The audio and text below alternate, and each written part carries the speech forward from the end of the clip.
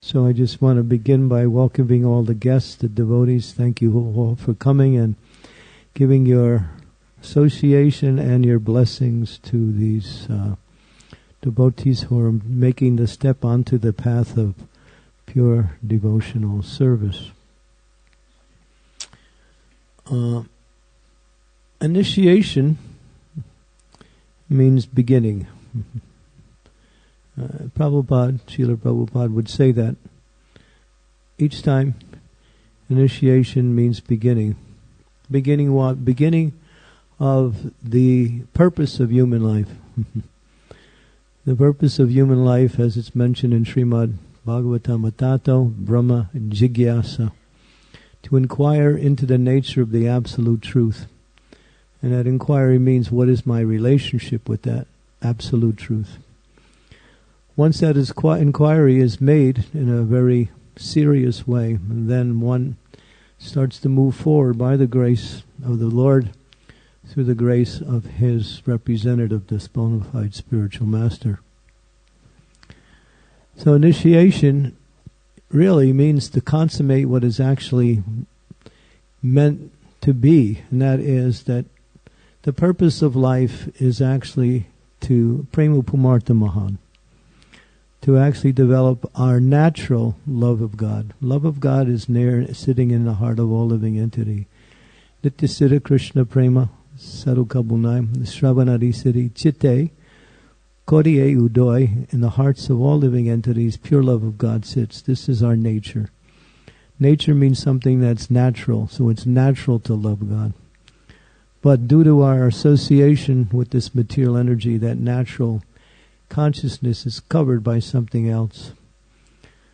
So the process of initiation brings one to the path of devotional service under the guidance of Krishna's representative. And that begins human life. Human life begins when we actually take up devotional service to the Lord. Before then, we're practicing. We're simply preparing ourselves for that step. And I should say that each and every one of you here should think, someday, for those of you who haven't made that, I will also want to make that step onto the path of pure devotional service, which is auspicious and is the ultimate principle of happiness and transcendental knowledge. Srila Prabhupada, in his discourses on initiation, he always wanted to hear or repeat the 10 offenses to the holy name. Because the first initiation is called Harinam initiation, where we actually, what we say, get the blessings of the spiritual master to really now go deeply into our chanting of the Hare Krishna Mahamantra. The Hare Krishna Mahamantra is not dependent on initiation. That's mentioned in Chaitanya Charitamrita. But with the mercy of the spiritual master, along with the guidance that comes by way of that mercy, one can make progress in the chanting. And there is the benefit that comes. And that is necessary, especially in this age of Kali, where there's so many opportunities to become deviated in our spiritual practice. So I'll go through the 10 offenses just as a reminder for each of us, because the essence of spiritual practice is to understand what to do and understand what to avoid. It's called anukulena pratikul. We want to do those things which are favorable for our progress in devotional service, and there are many. And we want to avoid those things that are unfavorable and take us away from the path of bhakti, take us into the wrong consciousness. So the 10 offenses to the holy name are things to avoid. This is the pratikul, but they are essential in order to get progress on the path of chanting the Hare Krishna Mahamantra. As Prabhupada said, chant Hare Krishna, avoid offenses. And he made that statement in a very sweeping way many times, because this is really what it takes to really progress on the path of Nam Kirtan or Nam Japa, is to very much know what are those 10 offenses and try to avoid them. make an effort to avoid them. Unless we know what they are, we don't know what to avoid.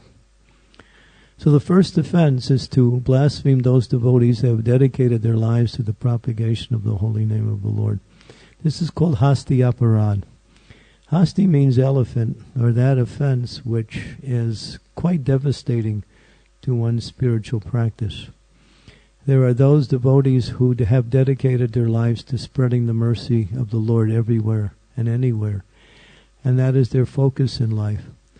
So to vilify, to find fault with such persons for any reason is it's a transgression away from the process of bhakti, and it causes one to, what we say, lose the mercy of the Lord. So one has to be very careful in that. And Prabhupada extended that by saying that means all devotees. One should not find fault with devotees. It's pretty much an absolute principle, because that mentality is contrary to bhakti. It is not only contrary to bhakti, it is completely contrary to bhakti, to find fault with devotees.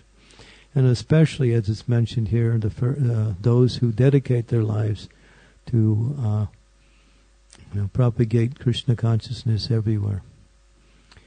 The second offense, and this is interesting, is to see that there are other devas, there are Brahma, Shiva, Ganesh, and many other great personalities who rule the higher realms and have a very important function in the overall process of maintaining the cosmic manifestation and giving blessings, benedictions, and they have big services. They're very powerful. But to consider them to be equal to or independent of the Supreme Personality of Godhead is the second offense. What is that verse? I can't think of the verse right now. Nityo nityanam chaitanas chaitananam eko bahudam vidadati kaman. That there is only one person who maintains all the other living entities, including Brahma, Shiva, and all the powerful demigods. And that's the Supreme Personality of Godhead. So no one is equal to him and no one is greater to him. Therefore, he is exclusively the principle of worship. We honor and respect these other personalities, but we don't worship them on the same level as the Supreme Personality of God. So that's the second offense. Try to avoid that. The third offense is to disobey or even to minimize the instructions of the spiritual master. The instructions of the spiritual master are the means by which the devotee makes progress in devotional service. It's the meditation by which the devotee absorbs themselves in how to execute devotional service. It becomes the life and soul and the direction of the devotee. So to disobey, to vilify, to minimize is the third offense. The fourth offense is interesting. To blaspheme other religious scriptures or scriptures that are in pursuance of the Vedic version. There are many religious scriptures in the world, and many of them deal with other principles other than pure devotional service. They may deal with karma kanda, jnana kanda, or various types of pujas, homas, and rituals. And one might think, well, they're not as good as, Bhagavad Gita or Srimad Bhagavatam. But they have a purpose, and they're made for elevation. So to find fault with such scriptures is considered to be the fourth offense. Is that correct? Do you want to add anything to that? I know you can help with that one. Okay, thank you. So that, and sometimes we do that in a very, because we feel, all right, yes, we're situated nicely with Srimad Bhagavatam, Chaitanya Charitamrita. And they are, what would you say, they are the topmost of all scriptures because they deal only with pure devotional service. But all these other scriptures have a purpose, and that purpose has to be understood and respected on that level. but they cannot be compared to, pure scriptures such as Srimad Bhagavatam, Bhagavad Gita, and Chaitanya Charitamrita. So to find fault, vilify is an offense. The fifth offense is to consider the glories of the holy name as to be imaginary. The statements in the Shastras really glorify the chanting of the holy names of the Lord. For instance, Kali Kale Namarupa Krishna Avatar Namahoite Havasar Jagat Nistara. That Krishna has come in the form of his holy name. It is non-different than Krishna. So someone might think, well, yeah, there's Krishna and then there's his holy name, and make a distinction between the two. So to make that distinction is a wrong mentality, and it can lead to offenses. So one should avoid that. The statements that glorify the holy name are simply understatements. The glories of the holy name cannot be really expressed. They are beyond our ability because it's Krishna in sound. There's no difference between Krishna and Krishna's name. What is that verse? Krishna. What is that? Krishna's Chaitanya Rasa Vigraha Purnya Sudya Nitya Mukta Abhinna Tvam Nami Namina. Abhinna. Abhinna means same. Abhinna means non-different. Abhinna means non-different. Bhinna means same. So Krishna's name and Krishna, the same. One devotee was giving a class one time. Prabhupada was sitting there. I mean, you can imagine trying to give a class with Prabhupada listening to you. It's kind of like nerve-wracking. You're going to make believe he's not there just so you can speak. And so the devotee was saying, and Krishna is within his name. Krishna is within his name. And immediately Srila Prabhupada stopped him and he said, where in his name is he? And then the devotee got the understanding. No, Krishna is not within his name. He is his name. There's no difference. So we can't really even come close to understand these statements that glorify the holy name because they're always less than what the holy name is. So there's no imagination in the holy name's glorification. It's simply an understatement. To give some interpretation of the holy name, to compare it to something material, that is the sixth offense. What does that mean? Well, it means that, I just had a nice fresh bath and I feel really good and relaxed and I'm ready to go. I guess the holy name is just like that. In other words, to compare it to something in this material world that is nice. The holy name cannot be interpreted in any material way. Again, as we mentioned, it is Krishna in sound. And nothing can be compared to it, nothing should be compared to it. It is the ultimate principle of existence, Krishna's holy name. It's the ultimate principle of mercy also. The seventh offense, and Prabhupada talks about this one a lot. I think it's Yasya Hi Prabhuti. Yasya Hi Prabhuti. I can't remember the whole statement. But what it says is that to commit offenses on the chanting of the holy name and think that the holy name is very merciful, the holy name is very powerful, therefore I can do something wrong or something material that's against the process of devotional service, I now have the secret. In other words, I can use that chanting of the holy name to reduce and to eliminate the reactions of whatever I'm doing that's wrong. A little intoxication, a little maybe illicit activities, and then I'll just chant and I'll get free from that. The holy name is very powerful. If someone does these things accidentally or by circumstance due to being victimized, the holy name will relieve that. But if one purposely thinks that now I have the solution to why I can enjoy something and then chant, that is a wrong mentality. Prabhupada said the holy name will not act in that way. There was one devotee who had come into our society. He was a very powerful person. This was back in the early 70s. And he had brought many other followers. He was quite charismatic. And he had introduced, after some time being with Srila Prabhupada, the idea of chanting Hare Krishna and smoking marijuana, because he thought this would enhance the quality of one's japa. And there are people who think like this, so it's not something out of the ordinary. And so, and many people were following. I don't know how many, but some were following. And the word got back to Prabhupada, and Prabhupada said, "Stop it." But then the devotees were saying, well, he's chanting Hare Krishna, and he recommends we chant Hare Krishna. Prabhupada said his chanting is useless. It's useless.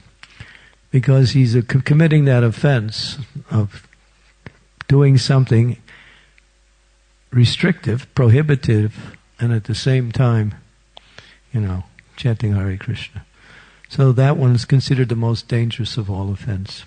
The eighth one, we should all take note of the eighth offense, to consider the ritualistic activities in the Vedas to be equal to or even superior to the chanting of Hare Krishna. And people say that, well, you're chanting Hare Krishna and we're doing our puja, we're doing our homa, we're doing our rituals.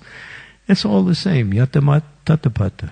It's okay. You're okay. I'm okay. We're all spiritual. Haribo. Sounds familiar? Okay. So, it's not. It's another offense, because these other things are in the categories of karmakana or jnanakana. They have a place, but they cannot be compared to or equal to the chanting of the holy name, nor can one replace the chanting of the holy name with these activities. And that's the eighth offense. The ninth offense is to speak the glories to the unfaithful, to speak the glories of the holy name to the unfaithful. Now sometimes we do that in such a large gathering of people. We may start speaking about the glories of the holy name in a congregational talk. But on a one-to-one basis, we should very much carefully avoid that. If you're preaching the glories of the holy name, keep it simple and keep it very direct. Don't get into the higher understandings of the benefits of chanting Hare Krishna. Keep it simple, because if we force people to accept the chanting against their will, that causes problems for both them and us. In other words, they're resistant, and by being resistant, they also they hurt their own progress in spiritual life, which may come later to a better circumstance. So we should be very careful. Keep it simple. Say, chant Hare Krishna and be happy. Chant Hare Krishna, it relieves your material distress. We could speak like that. But don't get into the higher glories. That by chanting Hare Krishna, you can find out who you are in the spiritual world. You're actually, I can see you're a gopi. And if you keep chanting, you'll get there. So that's not the idea. So keep it very simple. When we preach to those who are new people, or people who are maybe a little bit resistant. And the last one, this is called the I, me, mine offense, is I've heard many lectures, I've read many books, I understand a lot, I've heard a lot about the glories of the holy name, but I'm still attached to happiness in the material world. I'm still looking for material happiness. Even though I'm chanting the holy name, I've heard so many lectures, I've been around for enough times to get enough association.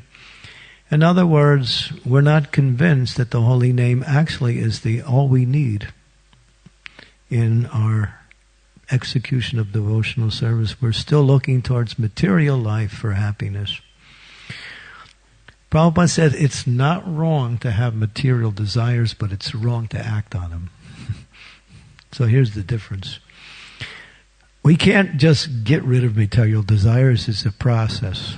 But to have them, we might say it's natural or normal, but to act on them, then we're simply increasing them and we're making them stronger.